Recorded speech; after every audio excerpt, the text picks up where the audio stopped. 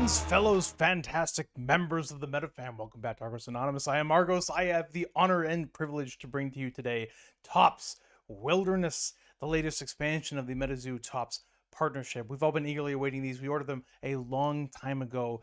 We did enjoy Top Series Zero Cryptonation base set. I brought some cards for comparison because I've been looking at these recently in anticipation of Wilderness as I watch other people get their boxes of Wilderness Tops in. It had me looking over these old cards, and I just wanted to say it's really fun. I love the variant artworks, the full art cards that they have for the different beasties here, and also one of my personal favorite things is the information on the back. So I like reading little snippets about the cryptids, like the real life real life, lore and mythology about them and locations and stuff like that.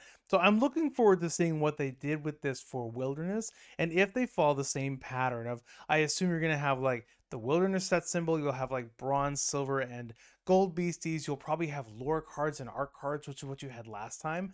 But I have heard that the configuration of packs is different. So in Top Series Zero, you had one box and one giant pack in the box. And what I've seen so far with Wilderness, we'll bring the box over here like this. With the Wilderness product, what you have is it's a Topps product. It's not MetaZoo. So if you have a problem with the MetaZoo Topps product, you call it Topps, right? You see the shrink wrap? The shrink wrap says Topps. That's how you know. This is from a Topps facility, right? So what I've heard is that instead of having one giant pack, that each box now contains 5 packs, each of which has 6 cards instead of one giant 30 card pack. In addition, within every box of Topps Wilderness, you should get one parallel card. Parallel for Topps in the sports card world means hollow, so that's like your shiny hollow chase card. Every now and then you have the chance to pull something called a first sighting card. If you're opening Wilderness Topps and you do pull a first sighting, that's the money, that's the hit. It's gonna look different than your other cards. It's probably a little bit thicker, it's a little bit heavier, it's gonna be shiny. That's your hit. So if you're new to MetaZoo and if you're new to Topps, you're new to Wilderness, and you pull a first sighting card, don't trade it to your buddy for a monster drink. Hang on to it, treasure it, study it, find out how it formed in the wild, and use it to pay for your college in years to come. So without further ado, let's just dive into this and enjoy the magical wonder of Topps. Sting does hunger for sealed product. He's been looking forward to this. This is for my friend and patron, fantastic member of the MetaFam, Chicago Dog. Thank you for giving us this opportunity to entertain the fine people of MetaZoo with your Topps, my man. I hope to pull you all kinds of wild and crazy things. I do see on the box art here we have a Kanto dragon on the side. We have a snipe down here. This is that Pascagoula River aliens.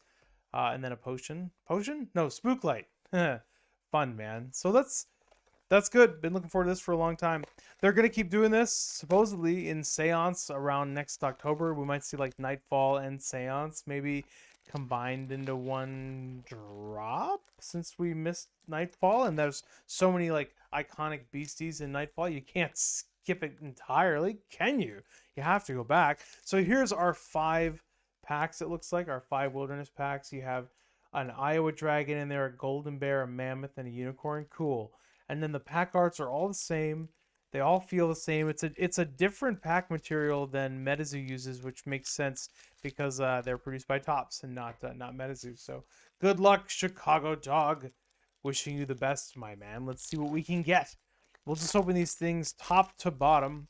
Different people like to collect different things from these sets. Some people have favorite cryptids. Some don't really care. They just want them all. Stone-eating Gascutus.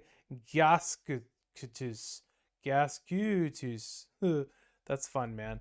The alternate art sometimes is so catchy that I don't even always recognize the cryptid. Because it looks so different. If I didn't pay a lot of attention to it in the set, I might open it in Topps and be like, what is that? Is that a Wilderness card? It has a little blip in the back. The stone-eating Gascutus migrate around the mountains of Vermont, grazing on any stone that looks remotely delectable. That is super fun. From the 1840s, so it gives you like the date of origin of the myth, which is cool, and the location and some other little facts like that. So now we have Living Earth sigil. Boop. Proton beam. Oh, like that's the Cryptid Busters. That's fun. Nice little Ghostbusters like spoof. So this is a lore card. That's an example of a lore card. You can tell what kind of card it is by looking at the back. So L6, L means it's a lore card. Maybe it means it's an artifact because this is an artifact in the game. That's kind of interesting. And then 60, so this is a normal set card. So you have like set cards, artifacts, you have lore cards like that. And then this is going to be more beasties. You have a white screamer. So again, that's going to be a set card. You have the schmooze as a set card. River Mermaid. Oh, I like that artwork. She's feisty. Look at her. She's like ready to have a good time, but she'll also bite you on the way out. That's the kind of vibe I get from that. That's funny. Where are you from, Little Mermaid? The 1700s, Cape Fear River, North Carolina, 136 kilograms. Oh, that's heavy, actually. She's like a heavy fish. It's got to be the tail. That tail puts in a lot of weight.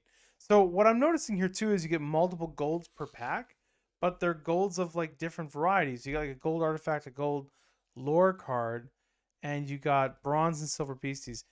Interesting. We're gonna have to pay attention to like how many golds and silvers we get, because if we're gonna get a lot more golds and silvers, what does that mean? I don't know. Let's just ride this out and see what happens. Cool, we got a unicorn in the back. John Henry, another silver beastie. I like that. That's probably a set card. Seafood barbecue. Is that gonna be? Well, that's not a beastie. So is that? Oh, it's an S. Does that stand for spell? So you have interesting. So you have spells and artifacts, and then set cards, and then lore cards. Huh. All right. Unless that's like an art. Unless A stands for art. Let's find out. Sam and Frogman. So this is probably going to be a lore card from the graphic novel because they met at the Loveland Castle. If you've been reading the MetaZoo storyline, you'll know that Sam and the Loveland Frogman met at the Loveland Castle after Sam's little encounter with a bunch of different stuff. While under attack, Loveland Frogman begins teaching Sam the magic abilities he possessed within himself. Cool. Lore card. I like that. We'll put that over with Proton Beam. Rubberado is going to be our BC. We'll put him over to the side. We have the Banshee of the Badlands. Cool artwork on that one. I like that a lot. She's cool. She's fierce. Who drew that? That's got to be... Wait. It's got to be Seb. Yeah. Friggin' Seb. I know you, man. I know your skills. That's cool. That's kind of fun. If you're a big fan of MetaZoo, you definitely start to learn the art styles of the different artists. It's really fun. Unicorn. Who draws unicorns? Afton, right? Friggin' Afton. Nailed it. All right, yeah, because this is what they do. That's cool, man. I like your unicorn. Awesome. Very, very fun. Awesome. Let's open another pack. We got pack number 3 now. This is cool. Man, I've been hungry for tops. It's been too long, you know? Skipping Nightfall was what did it. Because they were kind of playing catch-up, you know? As is often the case. MetaZoo has so many ideas all the time. They're going in so many different directions that every now and then they have to go back and play a little bit catch-up. Golden-haired girl. Cool. Frozen Spirit Sigil. So this is probably going to be an artifact. It's going to say A on the back. Yeah, cool. All right, so we'll put that over there. And then Red Ghost Polaroid is going to be a lore card. I'm going to guess. Yeah, lore 1. On the night of October 15th, 2031. In the future, Sam would witness the Red Ghost for the first time in his life. The beast is so powerful it practically... Cool, yeah, so that's again from the actual story. Frost Elemental looks very, very serious. Wow, look at her. She's chilling. I like that. And then we got the Magellan Monster and the Mad... That artwork is good. I don't know why I really like that one. That's fun. Who would have drawn this? Is it Seb again? Yeah, freaking Seb. I knew it. That's fun. I love it. I love you guys. Love your artwork. Really fun. Oh, there's no bad MetaZoo artists. You guys are all stellar. I'm a big fan. All right. All right. Hey, we got our parallel. Okay, so that was in the 4th pack of the box. Something to take note of. So this is what they call a parallel holo. So a parallel card is Topps terminology for like the hit of the box, basically. You could also call it a foil. You could call it a holo. Notice the color of the border. There's no special meaning to the color of the border in Topps Wilderness. It's just like they make the color match with the colors of the card. So this is like a fiery orange card. So it has a fiery orange border. And if it was a blue tone card, it would have like a blue tone border. So that is very cool. These cards, are they the same thickness? Do they look the same? They look a little thicker. than the other ones. That's interesting. All right, so fine. So they're a little bit thicker. That's cool. Maybe if they're that thick, they won't curl. They didn't last time. We'll have to see. Turbocharge. So that's gonna be a lore card. Nope, it's a spell. I don't know what I'm talking about. Here we have Chapter 6 cover. That's interesting. Okay, so for those of you who've been following the illustrated novel, right, the storyline, you'll know that there were 6 chapters of the MetaZoo storyline that were published, but only 2 of them were published online. Only 4 of them were printed in physical copies. So there's chapter 1 through 4, you have actual physical copies of those, and chapter 5 and 6 are only online. So that's kind of fun. So they're giving us like little printouts of the unprinted chapter 6. Now I assume that's a lore card. Yes, it is. All right. So Salad Fingers. Just kidding. Spear Fingers is going to be a set card. Radioactive Hornets, a set card. Those guys are crazy. And the Dublin Dead Fish Lake Monster. Going into our last pack. Awesome Chicago. I think this was good. This was like a nice medley of things. I'm super glad we were able to do this. So in the last pack, we have this red card in the back. Do we still have 6 cards? Or is it like a bonus? We have 1, 2, 3, 4, 5, 6, 7. Interesting. So the last pack had a 7th card in it, and it's just a blank card that has no print. It looks exactly the same as the other cards. Same gloss, just no print. So it's probably going to weigh the same exactly. This is probably part of Topps' attempt to make it more difficult to weigh these boxes. I've seen some boxes come with one of these cards. I've seen some boxes come with multiple of these cards.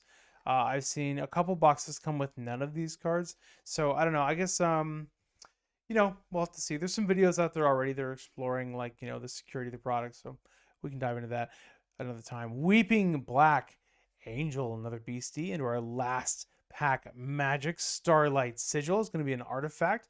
Got a nice little collection of artifacts going on. Cryptid Cloud Shape. So this is going to be a lore card, right? It's not a spell.